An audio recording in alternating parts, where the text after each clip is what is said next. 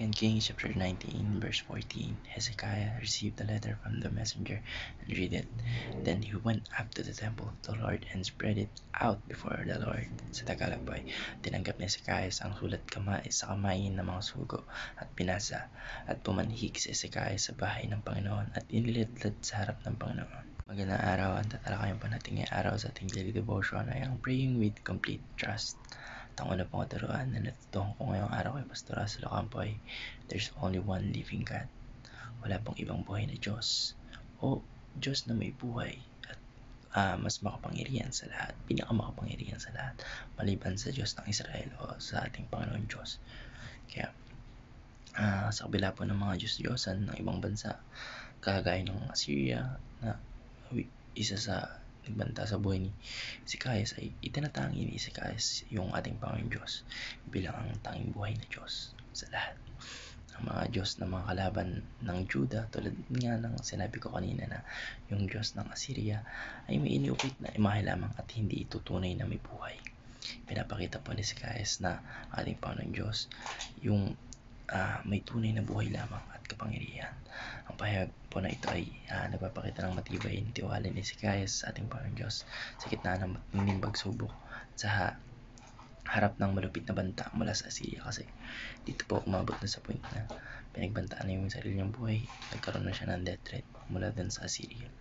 And nung nabasa niyo po yung death threat na yun, dumulog kaagad siya sa ating Panginoon Diyos, which is nagpapakita ng faith. And kahit may death threat na alam niya may Panginoon Diyos na pinakamakapangyarihan sa lahat na poprotekta sa kanya at nandyan lagi sa likod niya, kaya alam niya o ma-assure niya na siya ay safe. Kaya sa harap po ng malupit na banta mula sa Assyria, siya ay hindi nagtimbag at nagtiwala lamang sa ating mga militar na lakas.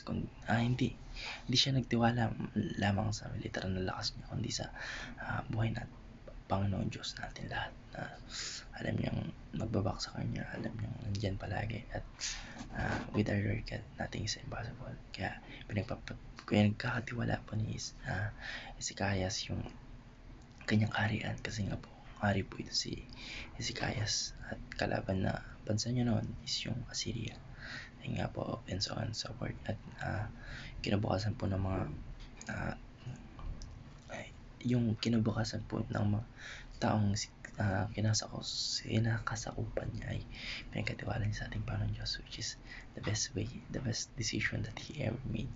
He put his trust in our Lord God and he let our God drive his life and make him win. And sa lahat ng digmaan, hindi ko na kaya mag-English dahil nahandok na. Kaya alam niya na ating Panginoon Diyos yung kaya magbigay ng himala at mapagligtas sa kabila ng lahat ng mga panganib, kahit na may sarili ng death threat na sinend sa kanya yung mula sa Assyria. Pinagbabanta na yung buhay niya, yung ganun, pati yung mismo kaharian niya pa. Kahit sino naman po makareceive ng death threat ay magagambala at hindi makakatulog ka na.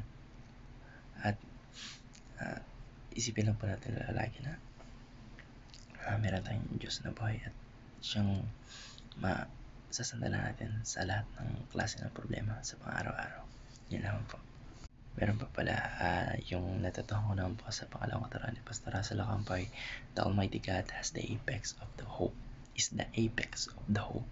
Ang ating Panginoon Diyos po ay ang pinakatuktok o pinakamataas na pinagmulan ng mga pag-asa, ng pag-asa rather, o ng hope. Ang apex of hope po ay nangangahulugang ang ating Panginoon Diyos ang pinakamataas na pinagmulan ng pag-asa sa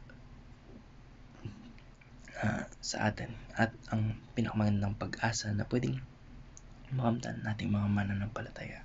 At pinapakita nito na sa lahat ng sitwasyon, ang ating Panginoon Diyos lamang ang tunay na may kakayahang magbigay ng solusyon sa ating mga problema at magbigay ng pag-asa sa mga nahihirapan at sa ating mga nag-aalala.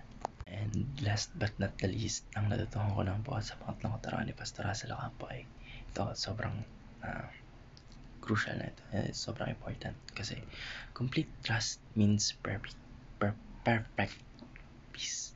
Complete trust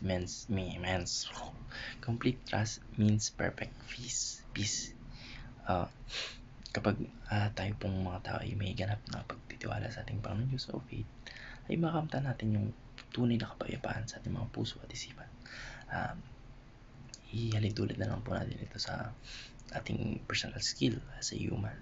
Kung alam po natin na maalam tayo sa isang bagay, hindi na tayo nangangamba versus sa bagay na tinatry natin na alam natin hindi pa natin gamay o hindi pa natin kabisado.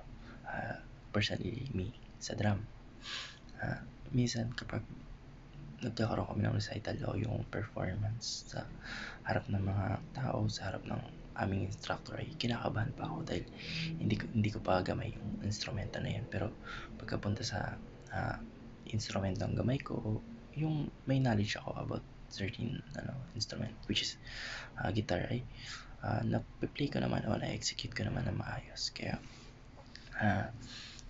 kapag meron po tayong faith, ay magkakaroon tayo ng assurance at magkakaroon tayo ng peace of mind, kapayapaan sa ating mga puso at isipan.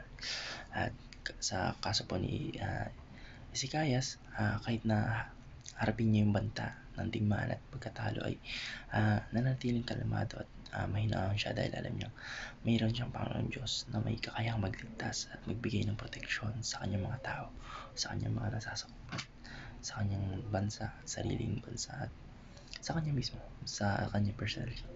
Kaya ang ganitong uri po ng kapayapaan ay hindi nagmumula sa kalagayan ng buhay, kundi sa faith in our Lord Jesus Christ, in our Lord God, in our Lord buhay na Diyos, ating buhay na Diyos. Yun lamang po. Maraming salamat and God bless. Amen. Makakatulog na ako.